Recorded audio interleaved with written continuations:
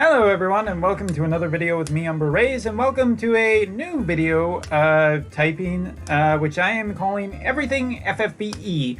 Now there is 3 things to talk about for Brave Exvius, and in the future, there's going to be 4. We got Global, we got JP, and we have War of the Visions JP currently. It is a lot of news that has come out lately, so let's talk about everything and just go over everything and kind of, what's exciting, what's not exciting, what's interesting, what's not interesting. And what's not interesting right now for me is Epic 7.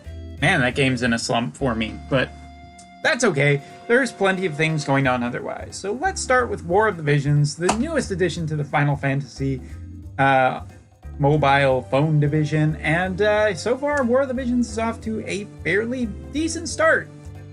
I wouldn't say amazing. It's not doing Pokemon Go, but gangbusters. But or I don't know. What are some of the other games that the kids are into nowadays? Anyway, War of the Visions came out and has had a successful launch. I think we've hit 1 million downloads basically already. So because of that, they are doing a couple of special events for the people who are early adopters to the game. So first thing, everybody gets a free temple, which does include a SSR or better. So that's great. I ended up getting a UR off of it. Not to brag, but I'm here, might as well. Anyway, there's also going to be character shard farming. For people who don't know, in War of the Visions, you either need duplicates of a character or basically crystal shards of them to kind of limit break them up to getting super TMRs as well as some higher job levels. So far from my notice in the game, like that stuff is pretty unnecessary at this point, although there are space whales who have already hit critical mass. It's ridiculous. Anyway, so yes, they are doing that, but congratulations to War of the Visions for, hitting 1 million downloads very quickly. And here's hoping that to many, many more. Because regardless of what a lot of people say out there, and a lot of the negative chatter out there, game's actually perfectly fine. And for everyone who says it's a TAC clone, TAC kind of just cloned the gameplay of Tactics Ogre and Final Fantasy Tactics, so no. Give credit where credit is due. Let's call it a Tactics clone. Which, it is. Anyway, so that was basically War of the Visions. Other than that, everything in the game is just going along smoothly, trying to, hopefully they will increase the farming rate. That is the one thing that I am kind of hoping, is that not a lot of people will start playing it at the start, but over time people will, especially after they up the rates a little bit. Perfect. Absolutely perfect. So next up is FFBE JP, which is getting some quality of life updates as well as a Full Metal Alchemist collaboration. Apparently it wasn't for December, it's the end of November. So cool. I've heard that there is some excitement, as the kids say.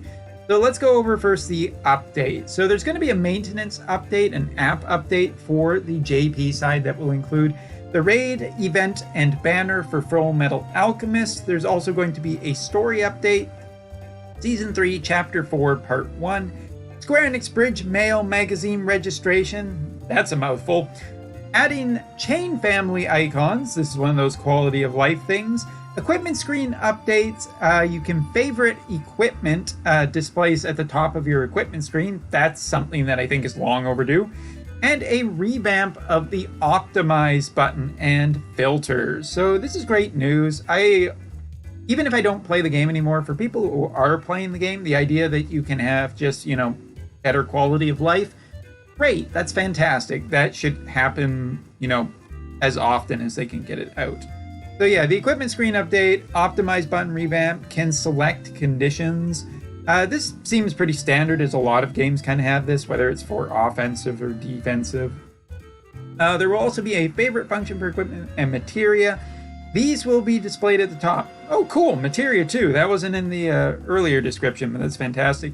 There'll also be a Dark Visions campaign, which is basically clearing some of Dark Visions. Will give you either some Lapis or a 5-star ticket or almost at 100% Trust Moogle. But it's a 10% Trust Moogle, so there you go. And there's going to be a 1 energy story campaign running for about a month, and the story season 3 reset, only resetting season 3, not resetting season 2 and season 1, will be also happening, and you can do that between November 21st and December 20th. So make sure you get that done. Anybody who's playing, that's some free lapis for you, or whatever you're saving for. But yes, probably the thing that a lot more people are excited about is not just them, but them. Here they are, the Full Metal Alchemist collaboration. This is probably the collaboration I've seen the community the most excited about in a really long time. Global exclusives and, Final Fantasy characters aside, Star Ocean, yeah, there are people excited. Dragon Quest, okay, it was a little rough with the boxes thing. We'll talk about that later in Global.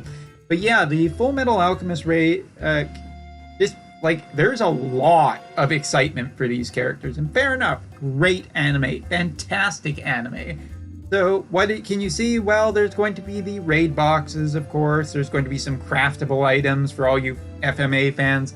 Probably going to want to craft those. There's also raid rewards such as gun and a hat. There's character bonuses, of course, for the Final Fantasy VII characters, a smaller amount, but more for the brand new characters because that's what they want to push.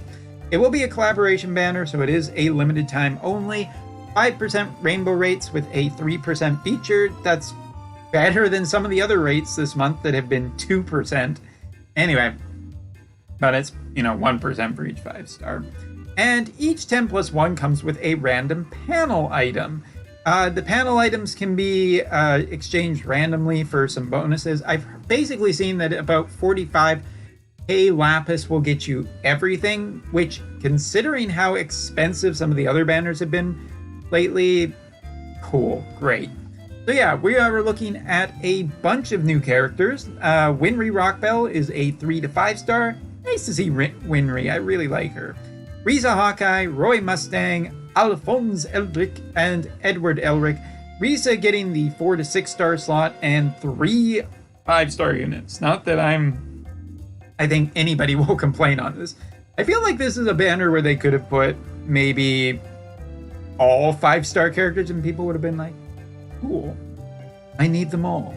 Anyway, thankfully that is not the case. You will only need to collect 3 5-stars. They could have done it. Anyway, Edward Elric is basically a damage dealer with fire, water, wind, and earth attacks. His limit burst is AoE damage in defense and spirit break. TMR are clothes with some attack and some bonuses for him too. Elemental protection of 20%. There's also a super TMR and materia, 50% attack, 50% defense, and 60% to fire, water, wind, and earth. Also one of just really great music reference. Anyway, so that's a really strong super TMR. Obviously, 50% attack unconditional and 50% defense. Considering that there have been JP units lately that have pretty high defensive stats, that's pretty nice. It's pretty nice. Anyway, continuing on. Alphonse Elric will be a defensive unit with lots of self-damage mitigation. He has provoke, he has barriers, he has physical cover, so sounds like he is a physical tank. Limit burst, AoE, defense, and spirit up. 4 turns mitigation and barrier. TMR materia plus 40% attack, 40% defense, so he should have some attack capabilities. Auto regen, auto refresh, super TMR, an accessory, 60 defense, 60 spirit, and some limit burst per turn. And last but not least of the characters we'll talk about, Roy Mustang, although shout out to Riza and Winry. Roy Mustang is a fire mage. Yep, just straight up fire mage. AoE fire damage, fire imperil for a limit burst. TMR is a 52 magic. Roy Mustang only ability of 20% magic and some fire resistance. Super TMR materia with 60% magic, 80% fire resistance, and magic demon killer. Not bad. Not bad at all. So yeah, the panel system, there are basically 9 things in there, which come with a FMA 5-star summon ticket, or prisms for the characters, or raid orb recovery, something. You get something out of it. So there you go. And there will also be some collaboration missions as well that will get you some FMA tickets. I mean, sure, full martial arts? Yeah, let's go. Anyway, and there will also be a FMA daily free pull that does contain the units. So it feels like they're being pretty generous with this one, which is great, because if this one was incredibly bad, I think Alum would have been torched. But yeah. So yeah, that's basically it for the JP side. Some nice quality of life updates and a collaboration that I think the community really wants. So that's great. And let's talk about global, because global is also definitely a thing. So we found out tonight that the Dragon Quest Part 2 banner will be coming with the box system back, just in case any of you were lying awake, at night, just unable to sleep, thinking, I can't wait for that box system to come back with the keys. Yes, it's coming back. I have heard that it will be a little bit better, but I didn't like the key system. It left a bad taste in my mouth, and I want nothing to do with. I just don't. Nope, don't want it. They leveraged Dragon Quest pretty hard, I felt, on the community, and don't have high hopes for that. But when the further details are out, if it turns out that there is, a little bit better of a deal, I still don't like it. Anyway, and there was the New York event live stream, which is, of course, very big. There is going to be a 10+1 summon reroll. You can reroll a summon up to 9 times. 1 7-star unit and 100% super TMR Moogle guaranteed.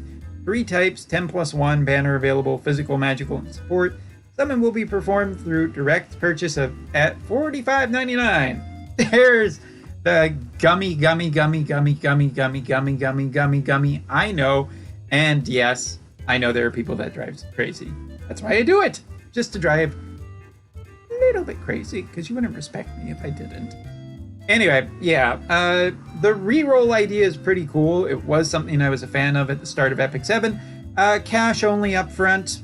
Well, I mean, I guess a lot of the New York stuff seemed to be Black Friday, so I'm not surprised even in the slightest. Fountain of special items, Black Friday campaign, and camplains too. My favorite type of fruit. All story, half energy, friend point, trust Moogle summons, vault of hidden treasures. But the big news is obviously the new units, the Black Friday units. Apparently 2 banners from what I've heard, or some number of banners. Also introducing, that's the word I'm looking for, a new ability introduced, Magnus ability. Can only be used a set number of times. Be strategic. This is more exciting than anything that has happened on the JP side for a long time now. I think it's actually a really cool idea. If they are very powerful but very situational, that is a really interesting idea. It potentially opens up the design space if it is something that people can't use. And let's be honest, cooldown abilities, while it is definitely a thing that is valuable and whatnot, I'm really interested to see where they go with this into the future, and whether JP adopts it or not. So, of course, there's a bunch of new global exclusive units, a lot of 5 to 7 stars. Agent Olive, Agent Zahn, who is a big fan. On the second banner, Dr. Aiden, Operative Xyrus.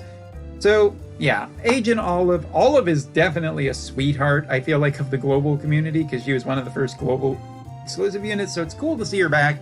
Magnus ability, Blackout, 120% Fire and Dark Imperil, 150 times AoE nuke, sacrifices herself after use. Can only be used once. And she kills herself. Okay. Yeah, I mean, not looking at the TMRs or Super TMR, I really think that the Magnus ability is the most interesting thing about all of this news. And like I said, I really want to find where it goes in the future. Anyway, she's Bolt Striker and Stardust Ray Chainer. She's a true dual hand unit. Agent Zahn. Zahn, obviously, a big thing on the global side.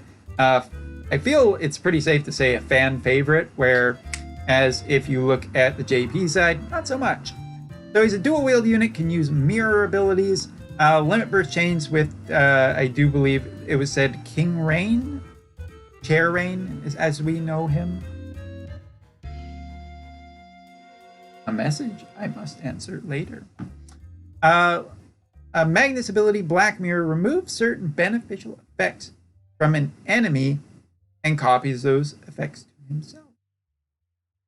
Certain beneficial ones. That's actually a really interesting kind of description. I don't know. It's a giant gray area. Maybe it'll work. Maybe it won't. I guess it'll be a lot of testing, but people love that kind of ability. So there you go, Agents On. And before we get to obviously the one I have on screen, let's talk about Operative Xyrus, who is a CWA, BS, and AZ striker. LOL. Anyway, Magnus ability. I just wanted to throw in another, abbreviation. Anyway, Magnus ability, very high modifier bonus for abilities for a short time. So kind of burn out, fade away, but interesting nonetheless. Xyrus, again, pretty cool designed unit. Glad to see him back again. And of course, the one I really want to talk about, Dr. Aiden, a 5 to 7 star true dual hand healer, whatever the heck that means. Magnus ability, Operation Black Cell, grant HP barrier, recover HP and MP, remove debuffs, limited to uses. So I'm wondering, like, obviously an HP and MP recovery could just be 100%. I'm here. I feel like the strength maybe end up in the barrier, like just giving a really high barrier that's maybe for a short time. This could be the most interesting thing to have happened to a healer basically since JP's last really good healer, which is Lena from the FF5 banner, which Global even has, right? Anyway, so yeah, a true dual hand healer. I'm wondering if that will mean that he is an extra strong healer, or or maybe it'll give him a spirit bonus or something where the true dual hand ends up being. But it's interesting nonetheless to see these Black Friday units. And of course, the memes of waiting for a male healer are finally dead. Rest in peace, memes. It is gone. But yeah, there'll be a guild cap increase, more COV trials, a fixed party battle, which is kind of an interesting idea. Really curious how that'll work exactly, if they just gift the units or whatnot. Winter holiday units are being announced early. Levison, a hybrid attacker. Bless Global for supporting hybrids, and Lucas. And from January, there will be the Global EX World Reset System. Okay, Story third season. Upcoming content for 2020 will include Dark Visions, which is, for all you global people who don't know, a giant EP contest. And yeah, there's a character popularity vote, but obviously a lot of Brave Exvius news. And into the future, I mean, so JP will have its live stream where it announced some stuff, or the Visions will have its live stream where it announced some stuff. Global, I think, has its next probably little while very well covered. So yeah, I gotta say, out of all the news, I think all three games are going fairly well right now, with content that will make their fan bases happy as we continue on playing the games. And that's the great thing. If you guys enjoy playing War of the Visions or Brave Exvius on the JP or global side, and just having fun playing it, that's what really is important. So just enjoy. Let's all have fun with our games, and remember to support each other in the Brave Exvius community. Anyway, that's all for now. Support the players. I guess the companies do, if they've been good. So yeah, that's all for now. See you next time in the next video.